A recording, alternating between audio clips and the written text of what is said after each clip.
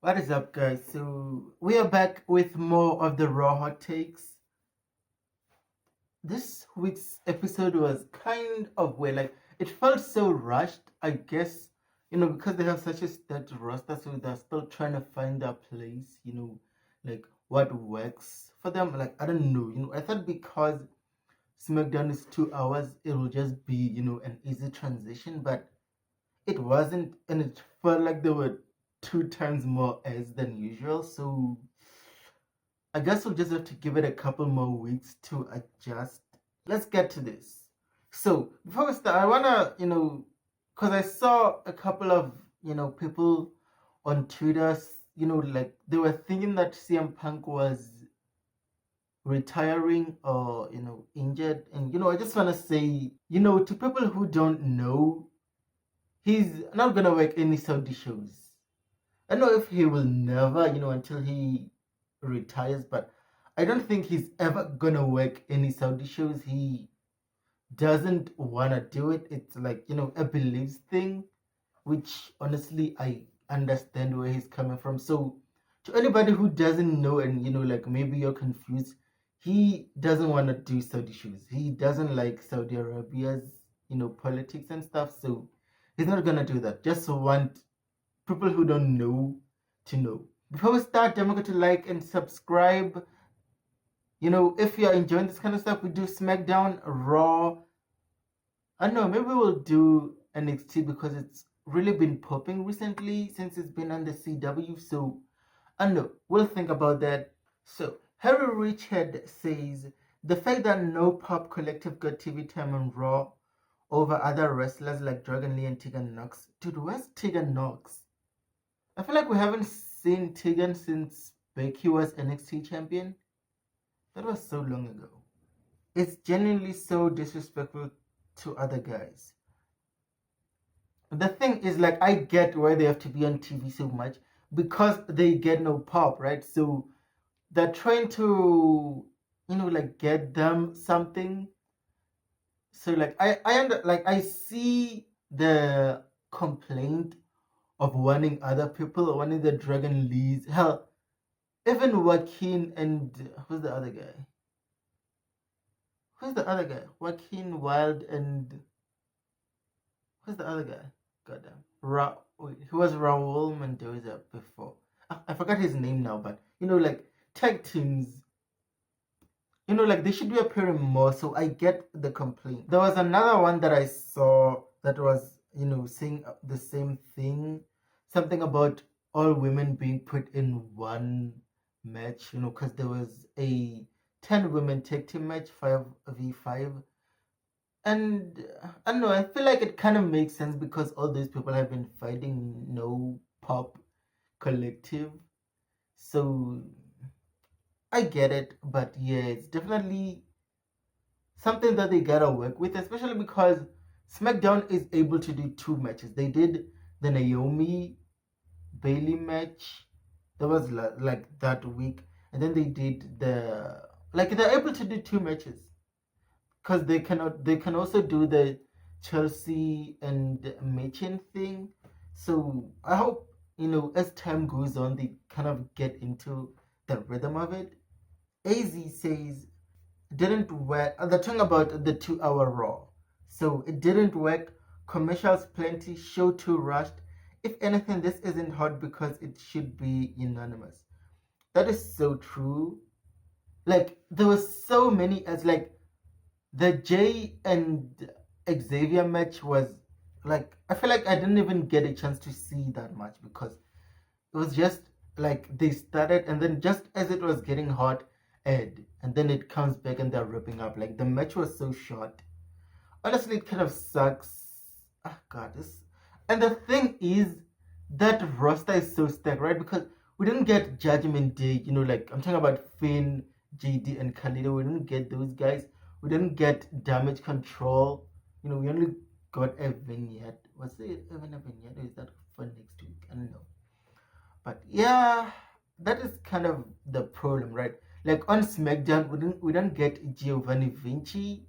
Like it's been 2 weeks since we saw Giovanni Vinci, and he's supposed to be the new guy who they're supposed to be, like introducing freshly, but that's kind of how it's gonna be. Rowley says this felt like a 2019 Monday Night Raw in a not good way. It kind of does, right? Like in the sense that there's so much going on. But the thing is, the creative isn't bad right now, unlike in 2019 it was horse shit. But there's so much going on, like you don't get time to digest anything.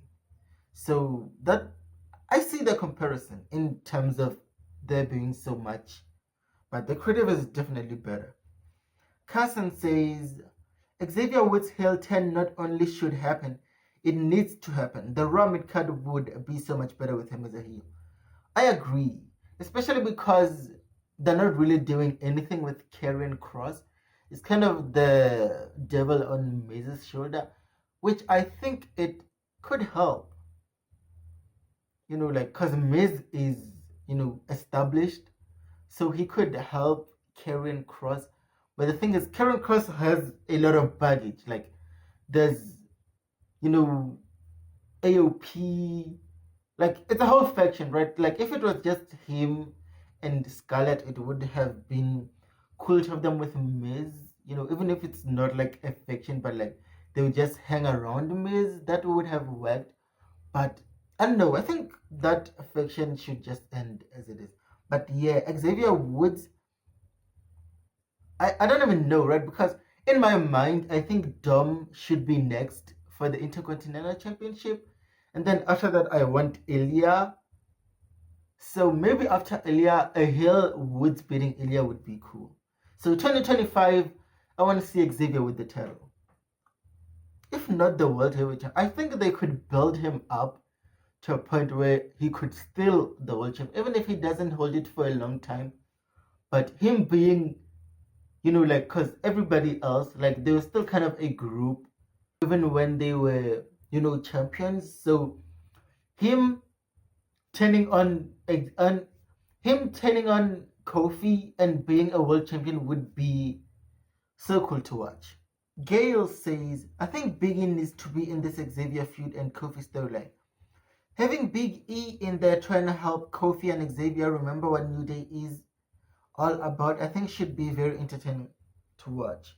Definitely, I think, because I think the anniversary for New Day is in November. I don't really know when in November, but I definitely think he's gonna come back. He probably won't, like take part. Like he probably won't be touched at all, unless they wanna do like a, threatening thing where Woods is like threatening to beat him up. I could see them doing that, but it definitely does need Woods. Like it's already good on its own, but having Big E in there could catapult it to being one of the most unexpectedly hot storylines. Because I remember when it started with, Carrie, and people were like, oh, this is boring, it's not going anywhere. And now people are kind of, intrigued. So Yusuf says, what the hell are they trying to do with Braun Breaker? Last week he supposedly turned face and even teased a future feud with Gunther, and now he's suddenly back to being a heel in a week. It was more of an assumption by us. They never made it a point that he was now a babyface. We just saw him say we're good to Jay, and we assumed. He never did anything more than that. So I think it's not surprising. It just sounded more like he was pretending. Austin says 2 hours of Raw is not it. The J match felt rushed. No Judgment Day segment, no American made 1 minute segment backstage. This, like, I kind of wanted to see Finn, like right now, right? Like fresh off the loss. Because, like, I wanted to see how he would be, taking that loss. But, he wasn't on TV. Then the Liv and Raquel and Dom thing, outside of CM Punk, that was probably the best thing on TV for me. Like that was the most excited I was since CM Punk, because he started the show and then he left, and then it was just kind of let's get to something interesting, and then Liv came out, so I was like yay, and then like from there I didn't really care about anything until the last match, Gunther and Semi. And then American Made, I guess they're just one of those people who, they're getting their time cut because of, the 2 hours thing. So I don't know, man. The roster is definitely suffering the most out of this. Tribal Mommy says, after this episode of Monday Night Raw, I think it's safe to say that Smackdown is now the A show for the rest of the year. I mean, I think this is kind of what happens, right? Because for a time, I don't want to say for like the rest of the year, since past WrestleMania, Raw was the A show. So, kind of makes sense that, because the Judgment Day stories has, taken a very uninteresting turn.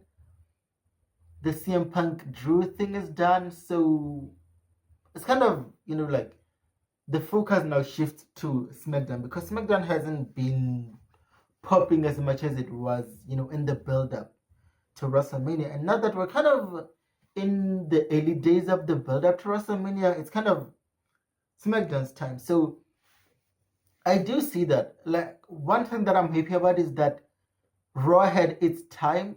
So it's not like it's only SmackDown all the time. So I do appreciate that.